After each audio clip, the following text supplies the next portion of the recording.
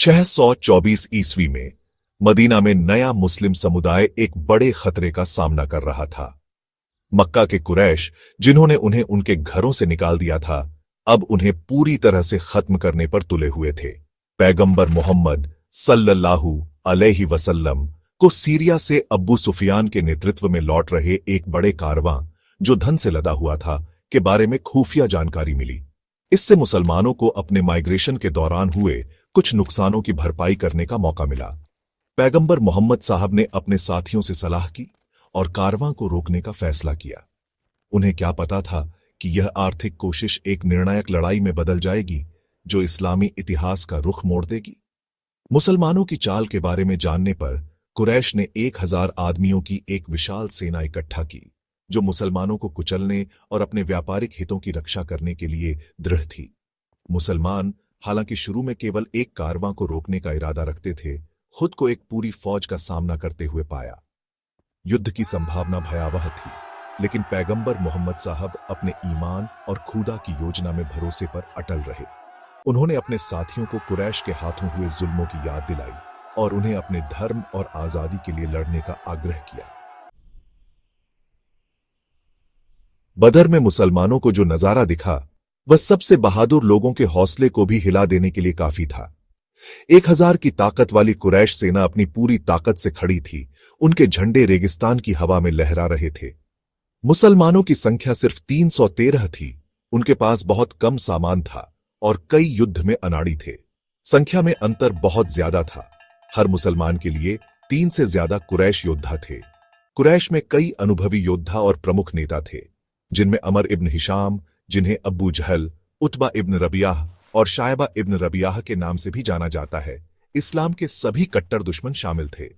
उनके पास सबसे अच्छे कवच और हथियार थे और उनके ऊंट और घोड़े मुसलमानों से कहीं ज्यादा थे।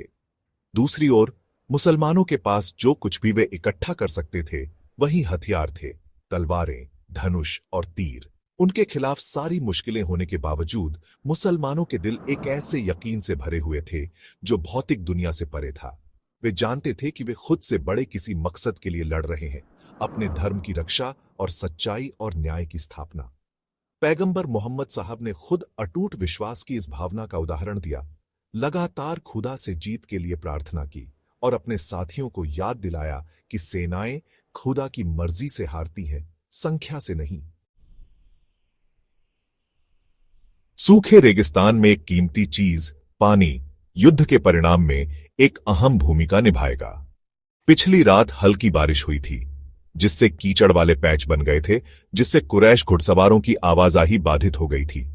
इससे भी महत्वपूर्ण बात यह है कि मुसलमानों ने एक जानकार साथी हुबाब इब्न अल मुंधिर के मार्गदर्शन में बदर के एकमात्र कुएं पर नियंत्रण हासिल कर लिया था। यह रणनीतिक लाभ निर्णायक साबित हुआ। पानी तक पहुंच से वंचित कुरैश थके हुए हो गए और उनका मनोबल डगमगाने लगा। पैगंबर मोहम्मद साहब ने बदलते हालात को भांपते हुए घुटने टेके और मुट्ठी भर कंकड़ उठाए। मक्का की सेना की ओर देखते हुए उन्होंने जोर से प्रार्थना करते हुए कंकड़ उनकी दिशा में फेंके। चमत्कारिक रूप से कंकड़ दुश्मन के हर एक को लगे, जिससे उनके खेमे में भ्रम और भय फैल गया। मुसलमानों द्वारा देखे गए इस कृत्य ने उनके संकल्प को और मजबूत किया। उन्होंने इसे दैवीय हस्तक्षेप के स्पष्ट संकेत के रूप में देखा, उनके धार्मिक उद्देश्य के लिए खुदा के समर्थन का प्रमाण। पैगंबर की रणनीतिक कुशाग्रता, उनके अटूट विश्वास के साथ ने मुसलमानों को उनकी संख्यात्मक हानि के बावजूद ताकत की स्थिति में ला खड़ा किया था। जैसे ही दोनों सेनाएं भिड़ने के लिए तैयार हुईं, आसमान खुल गया और बदर पर एक हल्की बारिश हुई। हालांकि यह बारिश कोई साधारण बारिश नहीं थी, यह एक दैवीय आशीर्वाद था, जो पैगंबर और उनके अनुयायियों की प्रार्थनाओं का उत्तर था। मुसलमानों के लिए, जो अपनी यात्रा से प्यासे और थके हुए थे, बारिश बहुत जरूरी राहत लेकर आई और उनकी आत्माओं को फिर से जीवंत कर दिया। बारिश ने एक रणनीतिक उद्देश्य भी पूरा किया। इसने धूल को जमा दिया, जिससे जमीन सख्त हो गई और मुसलमानों के लिए ज्यादा उपयुक्त हो गई, जो मुख्य रूप से पैदल सैनिक थे। घुड़सवार सेना पर अपनी निर्भरता के साथ कुरैश ने पाया कि उनके आंदोलनों में कीचड़ वाले इलाके से बाधा उत्पन्न हुई है। घटनाओं के इस अप्रत्याशित मोड़ ने मुसलमानों के इस विश्वास को और मजबूत कर दिया कि वे दैवीय सुरक्षा में हैं। बारिश, जिसे मुसलमानों ने कहूदा की कृपा के संकेत के रूप में व्याख्यायित किया, ने उनके दिलों को साहस और दृढ़ संकल्प से भर दिया। वे इस विश्वास के साथ युद्ध में कूद पड़े कि वे सच्चाई और धार्मिकता के पक्ष में लड़ रहे हैं और खुदा हर कदम पर उनके साथ है। दूसरी ओर बारिश और मुसलमानों के अटूट विश्वास से निराश कुरैश अपने ही मकसद पर संदेह करने लगे। भाग 5 मानदंड का दिन, आस्था की परीक्षा। बदर की लड़ाई को मानदंड के दिन या यौम अल फुरकान के रूप में भी जाना जाता है। यह वह दिन था जब दोनों पक्षों का असली स्वरूप सामने आया। वह दिन जब विश्वास ने अत्याचार और उत्पीड़न पर विजय प्राप्त की। मुसलमान, हालांकि संख्या में कम और भौतिक रूप से कमजोर थे, एक उच्च उद्देश्य से प्रेरित पुरुषों के साहस और दृढ़ संकल्प के साथ लड़े। पैगंबर मोहम्मद साहब ने अपने साथियों को लगातार याद दिलाया कि उनकी असली ताकत संख्या या हथियारों में नहीं, बल्कि कहूदा में उनके अटूट विश्वास में है। उन्होंने उनसे साहस और अनुशासन के साथ लड़ने, विपरीत परिस्थितियों में दृढ़ रहने और अपने अंतिम लक्ष्य पृथ्वी पर खुदा की इच्छा की स्थापना की दृष्टि कभी न खोने का आग्रह किया। अहंकार और लालच से प्रेरित होकर कुरैश ने जीत के आदि पुरुषों की क्रूरता के साथ लड़ाई लड़ी। उन्होंने मुसलमानों को कमजोर और तुच्छ समझकर उन्हें नीचा दिखाया, हालांकि उन्होंने विश्वास की शक्ति और एक उचित कारण के लिए लड़ने वालों की अडिग भावना को कम करके आंका। भाग 6 साहस के व्यक्तिगत कार्य, बहादुरी की कहानियां। बदर की लड़ाई मुस्लिम योद्धाओं की व्यक्तिगत बहादुरी और बलिदान के उदाहरणों से भरी पड़ी थी। पैगंबर के चाचा हमजा इब्न अब्द अल मुत्तलिब जैसे लोग, जो अपनी ताकत और वीरता के लिए जाने जाते थे, बेजोड़ साहस के साथ लड़े, कुरैश के दिलों में दहशत पैदा कर दी। युद्ध के मैदान में उनकी उपस्थिति मुसलमानों के लिए प्रेरणा का स्रोत और दुश्मन के लिए एक दुर्जय बाधा थी। एक अन्य साथी, अली इब्न अबी तालिब, पैगंबर के चचेरे भाई और दामाद, उस समय मुश्किल से एक युवा थे, ने असाधारण साहस और तलवारबाजी का प्रदर्शन किया। उनके तेज गति और सटीक वार ने उन्हें कुरैश के बीच एक भयानक प्रतिष्ठा दिलाई। मुस्लिम ध्वज को ले जाने का काम सौंपा गया मुसब इब्न उमैर तब भी दृढ़ रहा जब दुश्मन ने उस पर अपने हमले केंद्रित किए। अंततः अपने विश्वास के प्रतीक की रक्षा करते हुए अपने प्राणों की आहुति दे दी। पैगंबर मोहम्मद साहब के प्रति अटूट विश्वास और प्रेम से प्रेरित होकर बहादुरी के इन व्यक्तिगत कार्यों ने मुसलमानों के पक्ष में परिणाम दिया। प्रत्येक योद्धा व्यक्तिगत गौरव के लिए नहीं, बल्कि अपने से बड़े किसी उद्देश्य के लिए लड़ा, एक ऐसा उद्देश्य जिस पर वे पूरे दिल से विश्वास करते थे। भाग 7 युद्ध के मैदान में देवदूत, दैवीय हस्तक्षेप। जैसे जैसे युद्ध आगे बढ़ा, मुसलमानों को अप्रत्याशित सुदृढ़ीकरण प्राप्त हुआ। इस्लामी परंपरा के अनुसार खुदा ने अपनी असीम दया में अपने विश्वासियों की सहायता के लिए स्वर्गदूतों की एक टुकड़ी भेजी। महादूत जिब्राइल के नेतृत्व में ये दिव्य प्राणी एक शक्तिशाली गर्जना के साथ युद्ध के मैदान में उतरे, जिससे कुरैश के दिलों में दहशत फैल गई। पैगंबर मोहम्मद साहब ने अपने साथियों को स्वर्गदूतों के आने की सूचना देते हुए कहा, वास्तव में खुदा ने तुम्हारे पास एक के बाद एक 3000 स्वर्गदूत भेजे हैं। यह दैवीय हस्तक्षेप खुदा के उस वादे का प्रमाण है जो उसके मार्ग पर प्रयास करने वालों का समर्थन करता है। ने मुसलमानों के दिलों में आशा और विश्वास की एक नई भावना पैदा की।